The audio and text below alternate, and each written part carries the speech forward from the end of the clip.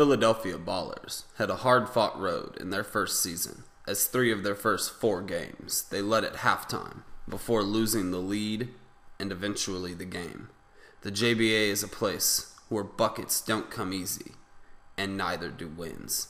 And that's something Philly learned the hard way, as no lead is safe in the Junior Basketball Association. While teams scored in bunches, that's only due to the offensive talents some of the players in the league possess. And many of these young athletes playing a full 48-minute game for their first time. As you'll see coming up, they had a 17-point lead against Atlanta before turning the ball and lead over to Atlanta with less than 6 minutes to go in the game. This was followed up by them losing another double-digit lead at halftime to Chicago as Keezo Brown hits the go-ahead jumper with less than 10 seconds on the clock. After 2 heartbreaking losses, it can't get any worse for Philadelphia, can it? And it almost did, as Philly loses a 20-point lead to the Seattle Ballers, only to squeak away with a hard-fought victory. Little did we know, this would be their last victory of the season. As the midseason break came, just 3 games into their season, they decided to have limited roster turnover while having blown 2 out of their 3 leads. They didn't come together in the second half of the year, as a loss to LiAngelo Ball in his first career game was followed up by multiple games where they trailed by double digits at halftime. This was the story of the Philadelphia Ballers in Season 1. But don't sleep on the talent level of the worst team in the JBA. They are making vast improvements for Season 2. Try to have a little fun. It's a party, it's a party, it's a party. Is that a remix? Devin Hay with a nice floater. He's having himself a game so far. I thought that was Hay. So 13's Buckner, 2 is Hay, and 23 is Nixon. Oh, there's that swat, yeah. Oh, there was the swat. Nice. That was Stacy, too. Jalen Nixon. Again, though, he finished with the right hand. He needs to get better with his left hand. Bird is going to need a timeout soon. His team is not playing with any fire at all right now. Jordan Ray need to take him strong. Devin Hay. Almost fucking foul. Xavier Johnson checking in the game. Yeah. Well, you got to make that if you're pulling that.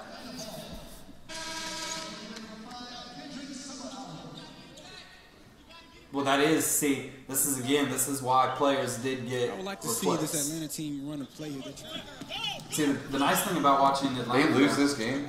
The one thing Xavier Johnson can do that this Atlanta team is right now, this looks amazing for Philadelphia, which is the point. Like, in this game, they did that. Then they do it again against Chicago. Then they're going to do it again against Seattle.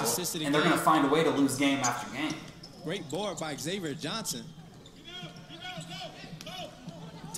Come on. You got to dribble, man. You got to have fucking more basketball skills if you want to get to the NBA. No, yeah, you can't just on a fast break stand there with the ball in your hand. Yeah, he stopped a little too much. Too excited. Just missed that layup off the front of the rim.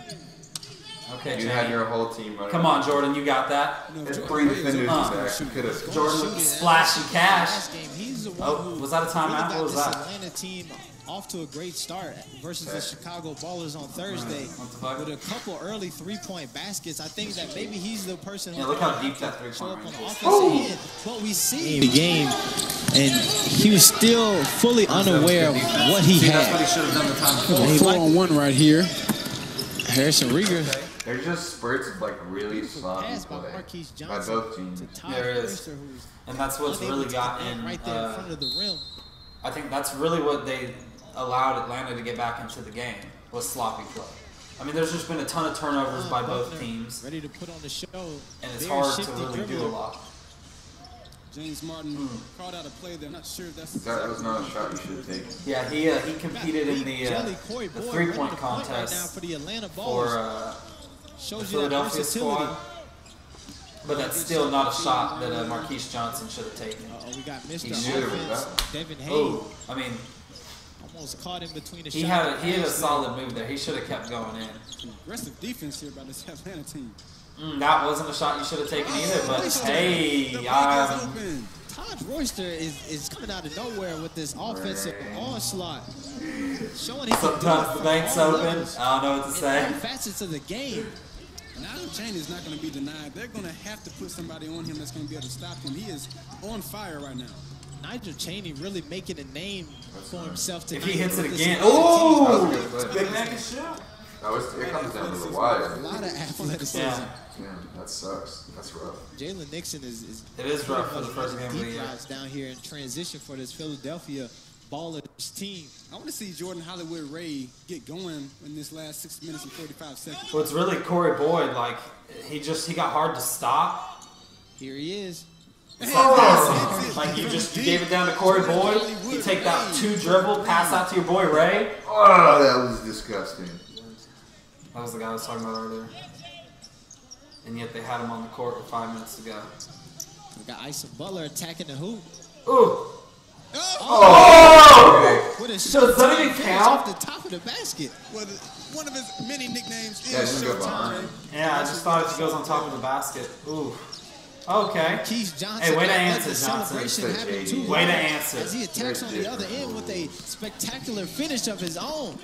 You said training camp and what? Team selection. So, like, how did you get put onto the Philadelphia team? Oh, okay. Well, I'll tell you how I got put on first.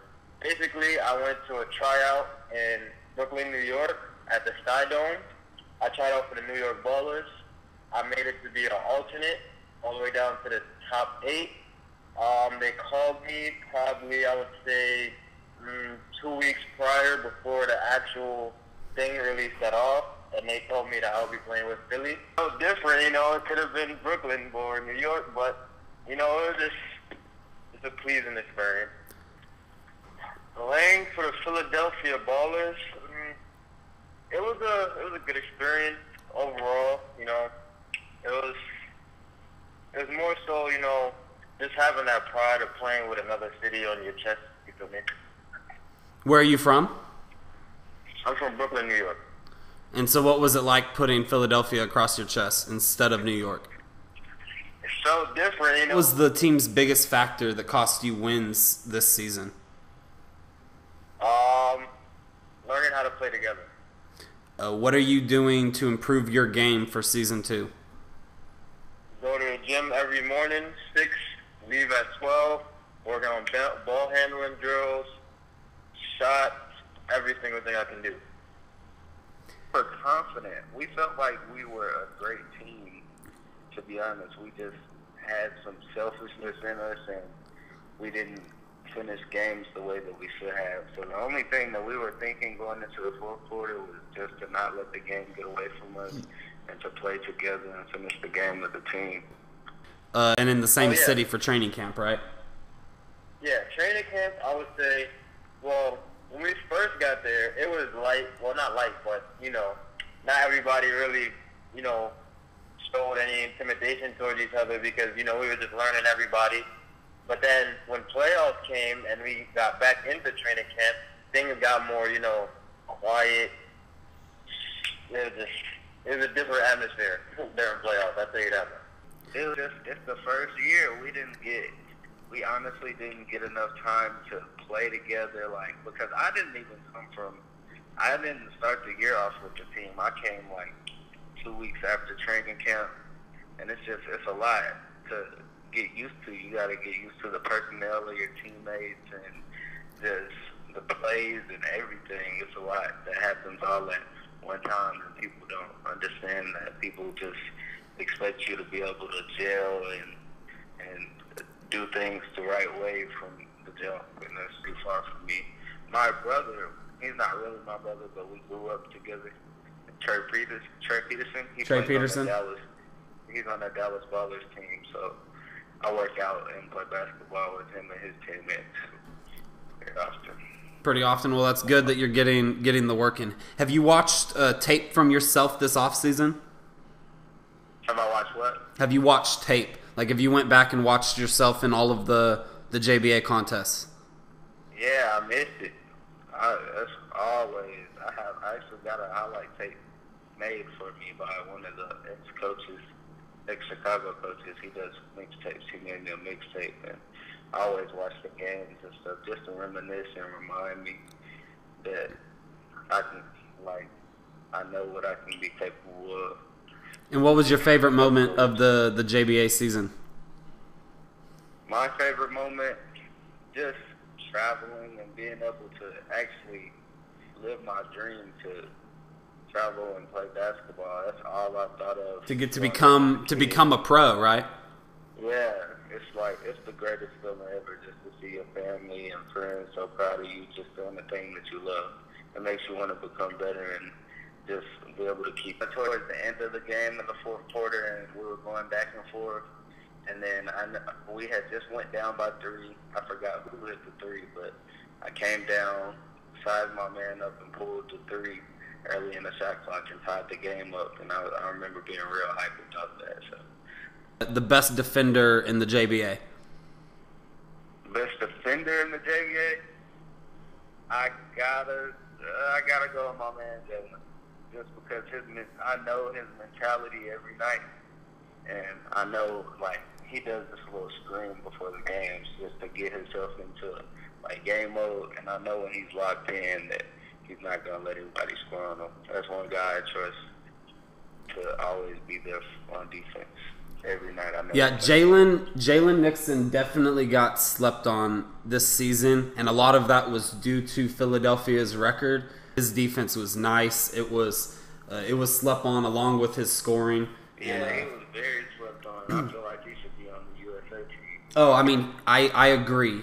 He was one of our alternates. Like, we came out with a list mid-season during the break after y'all had played 3 games, and we said he should have been an alternate for JBA USA. What was it like being a JBA All-Star in your first season?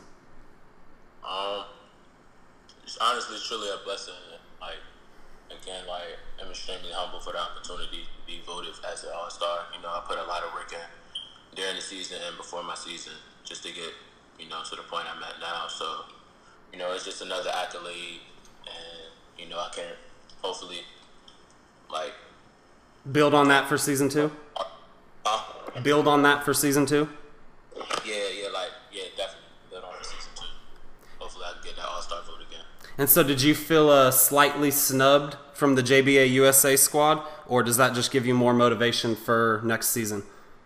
To be honest, it's a little bit of both. Like, it's actually giving me motivation now. Like, I'm working out now, you know, just trying to get myself prepared for that opportunity whenever it comes. But, you know, I'm not the one that chose the rosters or the team. But either way, I'm still going to support JBA regardless.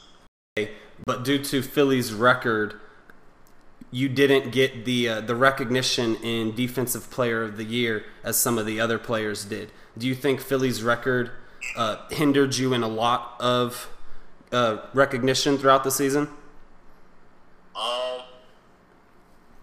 To be honest, probably yes and no.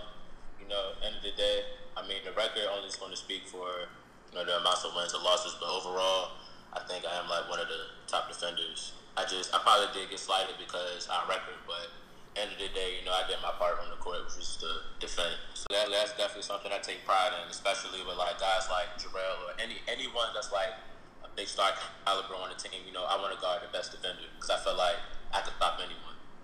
Well, that's good. What part of your game have you been working on the most this offseason? Definitely fundamentals and trying to get my body right. You know, trying to gain a couple pounds of muscle so I can come in next season, you know, a little bit stronger and maybe change or play a different position. Watch tape of yourself this offseason? Yeah, I've been watching tape like almost every day. Like, I try to, like, every time I go to the gym, I try to find a weak point and I work on that. And what's your favorite moment of the JBA season? Either on the court or off.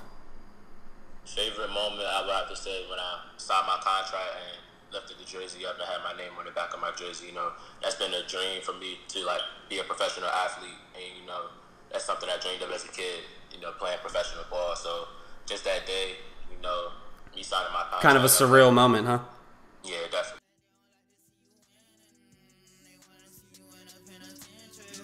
I need me a little baby who won't listen. Girl, I don't wanna wanna be the one you again. My mama told me, boy, make a decision. Right now I gotta keep a ton of vision. I need me a little baby who gon' listen. Girl, I don't wanna be the one you again. The code that they don't like to see you winning. They wanna see you in a penitentiary. I need me a little baby who gon' listen. Girl, I don't wanna be the one you again. My mama told me, boy, make a decision. Right now I gotta keep a ton of vision. They sending all my homies on a mission, and I ain't tryna miss